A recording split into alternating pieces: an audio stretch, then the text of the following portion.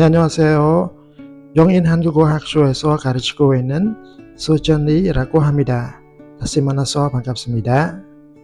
오늘 수업 보사의 통해 문헌뜻 마치모 소전 기치 그루머리엔 슬라브사그레 영인 마트하니 기크뇽민 마 비치브사그레 바 클레 쫑짜 블레드 깐나트 어크니바 다 삐ថ្ងៃនេះគឺពាក្យបាទតទៅនឹងពាក្យបើកបាទក្នុងភាសាកូរ៉េពាក្យបើកគឺបាទបែងចែកច្រើនបាទតែពាក្យបើកនឹងសំដៅទៅលើបាទបើកបាទភ្នែកឬក៏បើកទ្វារបានបង្អួច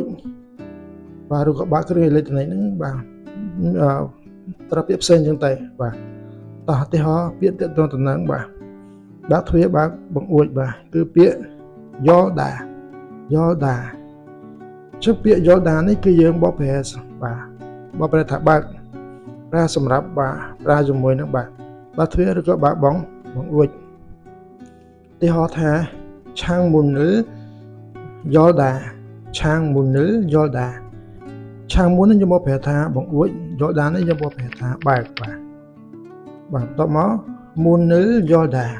មុនយើងបកប្រែថាទ្វារយ៉លដានេះយើងបកប្រែថាបើកអញ្ចឹងមុនលយ៉លដាយើងបកប្រែថាបើកទ្វារអញ្ចឹងយ៉លដានេះសំដៅទៅលើបាទបើកតទៅនឹងបាទទ្វារឬក៏បង្អួចបាទពាក្យបន្ទាប់ទៅនឹងបាទបើកភ្នែកបាទអញ្ចឹងពាក្យបើកភ្នែកបាទគឺពាក្យហ្នឹងបាទគឺពាក្យទិដាបាទទីហោបាទនូនទិដានូនយើងបកប្រែថាភ្នែកទិដានេះយើងបកប្រែថាបើកបាទអញ្ចឹងនូនទិដាយើងបកប្រែថាបើកភ្នែកបាទតែបាទពាក្យបើកបន្តហ្នឹងគឺតទៅនឹងបើកបាទរឿងអេឡិចត្រូនិកបាទបើកភ្លើងបើកទូរទស្សន៍បើកទូរស័ព្ទអីចឹងទៅបាទអញ្ចឹងពាក្យបើកទៅនឹងគ្រឿងអេឡិចត្រូនិកនេះគឺពាក្យខ្យល់ដានេះសំដៅទៅលើបើកទៅនឹងគ្រឿងអេឡិចត្រូនិកបាទតោះទីហោ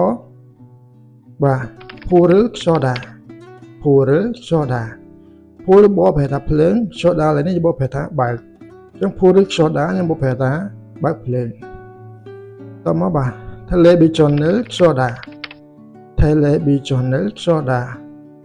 បើកទូរទស្សន៍បាទ television ទូរទស្សន៍ខ្យល់ដានេះយើងបកប្រែថាបើកបាទតមកបាទ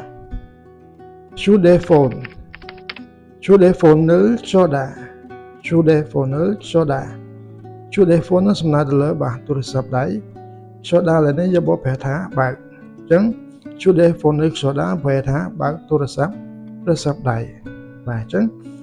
វីដេអូដែលចែករំលែកទៅនឹងពាក្យបើកដែរបាទពាក្យភាសាកូរ៉េមានច្រើនតំណែងបានមកដល់